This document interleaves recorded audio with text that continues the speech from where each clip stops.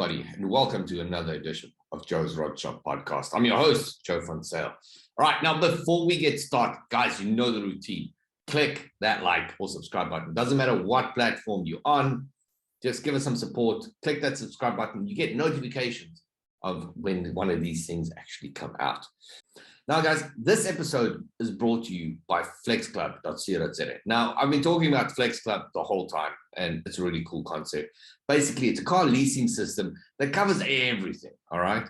But the cool thing is you don't have to just drive the same car. You can change the car. I'm actually on my way for a road trip right now, and I actually had to upgrade my car because I had like this little Kia Picanto, which is cool, and I love it because it's so light on fuel. But I need something bigger because I had family and kids and all that type of stuff together, and that wouldn't fit. So we actually upgraded our car, and we only did it for a week, which means when I get back from this road trip, I give it back and I go back to the small ones.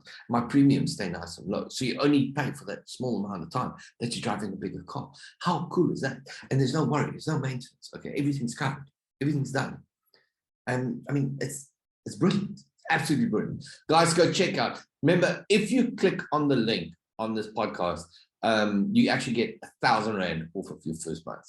Okay, so support this, the podcast. Go check this out. Go check out Flex Club. Okay, it's really cool and it works. All right, now on to today's show. Now, a few weeks ago, we had Sully and Stefan from Vintage Motors on the show, and we were talking about car exports and all this type of stuff. And they told us that they actually have branches in the UK. And I went, what? Really? In the UK? I need to find out more about this. And that's what I did. So we got hold of David and Steve. They're both based in the UK in different areas. Don't ask me because I don't know anything about the UK. My wife's from there. We lived there for quite a while, and she tells me, and I just don't know. But they are in the UK, so they run with Vintage Motors on that side. And they also have a storage facility that they're busy launching at the moment, which sounds really cool. So guys, if you want to find out more about selling high-end classics and stuff to the UK, this is the show for you. Enjoy. Okay, and we're live with David and Steve from Vintage Motors in the UK. Guys, thanks for being on the show. No, you're welcome. Hi, Joe. Nice to meet you. Now, but before we get started, do you guys want to just, David, we'll start with you. Just do an introduction of who you are and what you guys do on that side. And Steve, then we'll do you. Okay. Yeah, my name's David. I work for Vintage Motors UK. We started off initially importing cars from South Africa, and Steve was the main driver behind that during the pandemic. But recently we've started a car storage business. So we're storing classic cars for customers, but we're still carrying on with the import side, but we're going to be focusing more on car storage going forward. So we've now got a warehouse. We're hoping to store between, well, up to 70 cars, maybe more if we're lucky. Wow. So and quite a large facility. And then David, where are you based in the UK? I'm based in Hampshire. In southern England, not far from Alton. Alton is where we have our facility. Okay, and then Steve, where are you based? And you want to tell us a little bit more about yourself as well? Yeah, well, I'm a bit of a petrol head, I think, is the term these days. And as David said, we got a bit bored during the pandemic, so we decided to look at trying to import cars from South Africa with a view to using them ourselves and maybe even flipping one or two to other customers. We managed to import 13, I think, in the early days. Wow. But that's quieting down a little bit now because we tend to have quite a bit of stock at the moment. And I'm based between Hampshire and London. Oh, wow. So I live in London and in Hampshire. But I want to ask now, so what's so great about the South African cars? What makes them so great and so desirable? I think the main thing is we were looking for a bargain. I think the price in South Africa is usually less for a similar sort of car in the UK. And of course, usually, especially if they come from the north of South Africa, where it's a lot drier There's no rust issues, and the body works a lot better. So it tends to be a combination of price and occasionally rarity as well. There seems to be one or two cars that you can get in South Africa that you can't find here in the UK or Europe. And as I said, the condition of the car, there's not so much rust in the cars that we find out of South Africa, whereas of course in the UK everything seems to get rusty. That's true. And also, I mean, they're right-hand drive, so that makes your life easier. You know, it's not like importing lefties from the States. Yeah. Correct. That's a very obvious observation, yes. And the steering wheel's on the right-hand side. Yes, the right side. Now, you guys said that the market's kind of slowed down. Do you think it's just more economical thing, or do you guys think it's now because you guys are heading towards winter and stuff again? Yeah, I think it's a combination, really. We're into autumn now, so sales of classic cars traditionally slides away, and we're hoping to see the storage side pick up. But yeah, it's been a difficult couple of years, really. You know, obviously not just here but across the globe. So we're hoping that things are going to start picking up next spring. We haven't got so many lockdowns. I mean, we're still obviously being very careful, but most people are now double jabbed and having boosters. So the pandemic side is not such a big issue here. Well, I wanted to just run. I mean, obviously, in the classic car market, I mean, and if I look at what's happened in South Africa, it's been all over the place. I mean, you've got obviously a lot of guys trying to offload cars because they need cash flow, and it is a faster way to do it. So in some aspects, guys are going and flooding the market, trying to throw a lot of cars out for cheap. But on the other side, you've got guys who can afford to hold on to a car because they know it's worth a lot more to get the right amount and stuff for it. Is that what you guys are seeing as well? At one stage, how can I say it? It's almost like it's a buyer's market at the moment, which is funny, you know, because there's just so much stock available.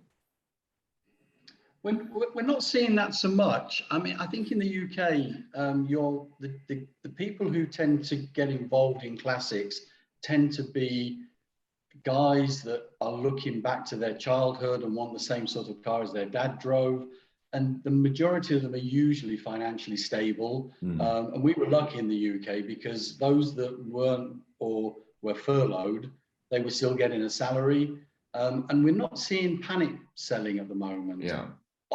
But on the plus side, a lot of people were on full pay and not going into work and not going on holidays and not going out for meals. So they've got a bit of additional cash. But of course, they're very careful with where they spend the cash. So we're not seeing panic sales, but we are seeing careful buyers, if that makes any sense. No, we've been saying the same thing in the market in South Africa, where guys are penny wise more than anything else. They're doing a lot more research before they buy cars, and really checking out the market and checking where it's going. But I do think, because we were sitting at home, there's a lot of guys out there that finally is taking that moment of, you know what, I've always wanted to do it. Now's the time. Now, obviously, life is short, and the world can change in, you know, a matter of a heartbeat. And I have seen it turn up in, I want to say, non-petrol head guys getting a little bit more involved in it now, because one, they basically watched everything on YouTube to do with car building during lockdown. You know, trying to get into the market now and see what is available. So now, tell me about the storage. How did you guys get about the storage now? It's something I actually looked at a few years ago on my own. But storage warehousing here is at a premium. It's very difficult to find anything of the right size. You know, you can find small units, but to make it viable, you need quite a large unit. We in the UK also, we don't have, you know, large properties and, you know, garages and space where we can store cars. Yes. So a lot of people have classic cars, but they store them away from their home. in purpose-built storage units, or the storage unit that we've got. So typically we'll have a double garage at the most at a house, and that's normally full of garden equipment or junk. So you store your classic car somewhere else, and then use it through the spring, maybe bring it home in the summer, and then put it back into storage in the winter and autumn. Which I think is a different. That's not the same in South Africa, is it? You would, if you had some classic cars, you'd build a garage yourself big enough to store them on your own property. And all the things, look at that. That, I mean, I know a few guys that's in the classic car storage, but I know the guys who's on the high end side of it, where guys who's got, I always say it's a funny thing, guys that normally want to store cars, there's a few reasons. One, he either doesn't have space. Two, he didn't tell his wife he bought it, or something like that. And in South Africa, obviously, we've got like the archive and the Crosley and Webbs and this type of stuff, which is a more facilitating company where it's for Ferraris and Porsches and Lamborghinis and stuff, where it's not just the storage. Obviously, they put the cars on trickle charges. There's detailing that's involved in it. They take the car for services. They manage the car for you on a day-to-day basis. Storage in general, to me, is a great opportunity from a business perspective, because if you have a property big enough and high enough, you can double your volume very quickly. So lately, what the guys use in South Africa is your not your two post, but your car storage lifts, which means you can double your floor space immediately, especially if you know that there's a certain amount of cars that's in there going to be there for a while. It's a one-day project that the guy's got, and he just doesn't have space to put it. Which means you can stick it up on a lift and you still can utilize the space that's sitting underneath it. And we see, like I said, we see car storage popping up more in big residential areas, where it's similar to the UK, where you have a one or double garage, but you've got your car and your wife's car in it, and there's no space for the toy, more than anything else. Yeah, I mean, that's how we see it here as well. And we're trying to offer a premium service, so we're offering car covers and trickle chargers, and we have four different levels of storage. One of the gold level is we start the car once a month, and we move it around, we run it onto temperature, check the levels, and so on. So that does suit someone sort of long-term storage who's not going to drive the car through the winter, perhaps. And we've got one customer who's working abroad, so he wants his car looked after while he's not using it. Exactly. And that's the sort of, that's what we're offering. So it's not like a warehouse full of cars and they're never touched. They're actually looked after on a daily basis. I check the chargers every day to make sure they're working, and they're all covered. So we are offering a sort of premium service. But where we are, it's quite rural where we are. Surrounding us, we must have, within a 30-mile radius, 4 or 5 car storage companies. Really, that many? Yeah, and they're full. We're as we've said before, fairly new to it. So most of our competitors, are pretty full. No, but like I said, it does make sense for this type of for the market at the moment, because look, as you guys know, I mean, weather can just take its toll on cars so quickly. And the thing with storing cars, you do need to like and love cars a little bit more, because there's a lot more. How can I put it? Cars aren't made to stand. They are made to move. And a lot of guys don't understand it's not about just parking something and leaving it there, and 6 months later you climb in and turn the key and the world is all great and all great with it. Your fuel deteriorates inside the fuel tank at the same time. If it's a carburetor car, the fuel that plugs up. If your rubber, the car's standing still, all your rubber's harden and your pipes harden, everything starts leaking, and so everything can go wrong more can go wrong on a car actually standing for a long period of time than can go wrong if it drives on a daily basis. And I don't think a lot of guys understand that. But will you guys send us, just send me a link? And I mean, we'd like to, you guys have a website, everything up and running for this already? Yes, we have. Yeah, we've got a website. There's some nice pictures of our storage unit and all the cars we currently have for sale. Oh, Yeah, so now send you a link for that. I wanted to ask you guys, just coming back from the import export, have you guys been approached to get a lot of cars from the UK back to South Africa again? I mean, you guys had some cool stuff on that side, you know. I mean, that we didn't even have the Cosworth and all that type of stuff. You guys still have some cool stuff that we want to get our hands on. Yeah, we've had one or two inquiries through our partner Stefan Sully, who have been on your podcast previously. But I think the main problem is when you import cars into South Africa, there's very high tax levies and duties. And I think that just puts people off, because if you want a really good quality classic car in the UK, you'll be paying top dollar to begin with. And then you have the duty. I mean, the transport costs alone are probably around £3,000 to £4,000 sterling. So is that 80,000 rand? Yeah. Just to transport it, and then you've got the duty, and I think your duty kills it. So it doesn't make any economic sense to bring a car back in from the UK or Europe back into South Africa. Look, I know the majority of the guys that's brought cars back from the UK is cars that they either lived in the UK for a certain amount of years or something. It was something. I mean, I had a friend that bought a beautiful 911 and a G-Wagon, funny enough, when he lived there. And when he moved back to South Africa, he brought them with. And obviously, then you don't get nailed with as many duties and stuff. I think so. I'd speak under correction. But yeah, the import problem, it is a problem. It's a very, very, very, very big problem for us at the moment, because it's not just killing that side, the classic car markets. And if I understand correctly, it's the reason why Tesla and them don't want to come to South Africa either, you know, so it's got a knock-on effect. They're denying us cool stuff, you know. And how's with the from an importer's perspective, if guys are trying to get their cars, or how can I put it? So they're sitting with a beautiful E-Type or something spectacular, which they think that will suit better for the UK market. Do they get hold of you guys directly, or do they get hold of South African guys? How do they go about it? It's a mixture of both, actually. Sometimes we get inquiries from South Africa, or sometimes directly to us.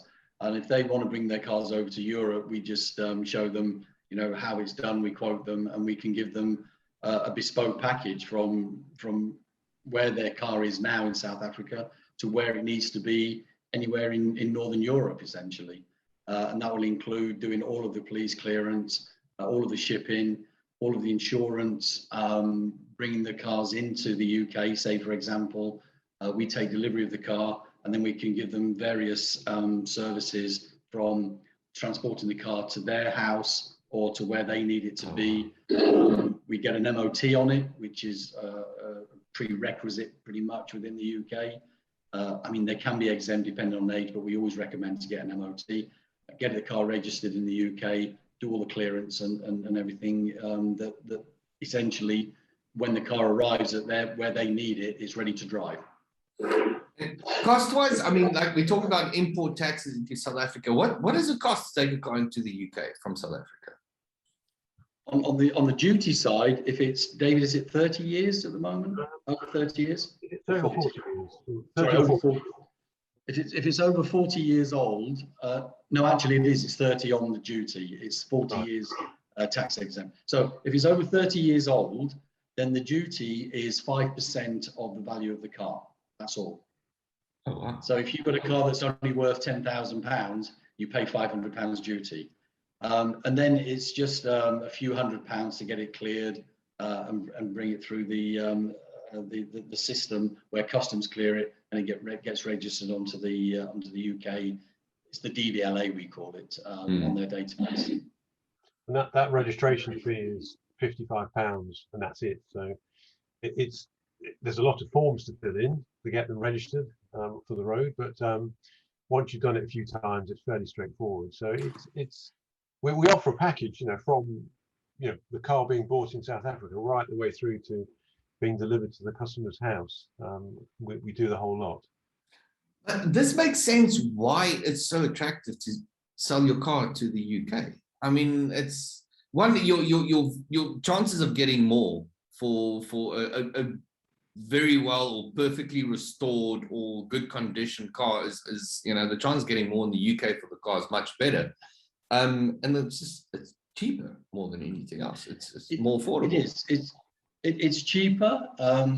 There is the time involved because at the moment, because of the COVID situation, shipping can take up to 6 to 8 weeks to get it over from South Africa into the UK because it has to wait to get a container. Our licensing department for the government is running at 8 to 10 weeks to get it all licensed. So you're talking, you need a lot of patience, 4 to 5 months. The other problem we found is with South African cars is if there isn't a great deal of provenance, it takes us a lot of time and effort to get the UK government DVLA to accept the car as it is. So, I mean, if you haven't got a car that's got a great history, service history, matching numbers, an RC1, then, then things start going wrong a little bit. So it's never a blue sky scenario. Yes, you can probably get 30% more for your car in the UK, but you have to wait 4 to 6 months to get your money, and you have potential pitfalls all along the way, be it in the transportation, be it in the licensing, and so forth. So it's, the possibilities are there. But you just need patience. But look, if you're a company that's restoring high-end classics, cars that are sitting at 2, 3, 4 million, then it makes the UK, and like I said, it's top quality, proper classics that's got the pedigree. Because I mean, you're not gonna reach a 2, 3 million rand on restoration alone. It needs to have a car that's got the right history and everything behind it. It needs to be a special car. Then it makes a lot. It is heartbreaking for South Africans to see the cars leave, because I mean, but at the same time, it's just another part of the journey more than anything else, Well, that's how I feel. That's my opinion. And I think you mentioned, and Steve mentioned provenance, but it's really important that we have an RC1 and all the chassis numbers, the engine numbers, they all match. And it's service history as well. It's really important. I think we perhaps in the UK a bit stricter on what we require as provenance. If you had a service history for a 40-year-old car, that's really unlikely to find it. If they did, someone's going to jump on it. We had a really nice 98 Porsche, didn't we? We imported, Steve, a left-hand drive one, and it had a really good service history. Lovely car to drive, and it's sold quite quickly. So it is provenance.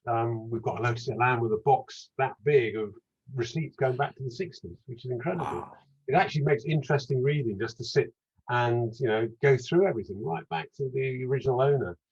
I always said that's the thing I love about old cars is you've got this object that moves through time completely unnoticed. If you think of a car from the 30s and it's seen 2 wars and it's gone through so many things in the world, but it's just been this object that's just been standing there. And no one really always knows exactly what has gone through that thing's life. So I love cars. That's why I think they always have personality. But guys, we're getting to go to the end. Thank you so much for being on the show. Good luck with the car storage and that side of the business. And yeah, guys, all the best going forward. Send me your details. We'll get that out. We'll put some links and stuff on if anyone wants to get hold of you. Is it okay if guys have questions? Can they phone? Can they send you guys WhatsApps, emails, and all that type of stuff? Yeah, sure. Our contact details are on the website, and yeah, no problem at all. Excellent. David, Steve, thank you so much for being on the show. Great. Excellent. Okay, thank you, Joe. Really nice to be there. Yeah, all right. Thanks very much. Thanks, Cheers. Bye. Bye.